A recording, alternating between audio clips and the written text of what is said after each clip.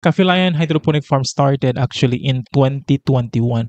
Parang nasa front yard lang siya na set up. Actually, I started with 6 lettuce heads. So Oh. hydroponics, 6 lettuce heads. So parang in a way parang gusto ko lang i-break yung routine ko when I was working full-time as a English as a second language teacher sa foreign ESL. students. Yeah, so from that, naging commercial siya, kumbaga naging 1,000, more than 1,000 heads. So from that 6 lettuce heads. And then my oversupply na nangyari in 2023. So I think that was common yung mga sinabi mo kanina na mga Isa kamatis. kamatis, Sobra-sobra. kalabasa, tinatapon lang, right? So that was, I believe, in April of 2023.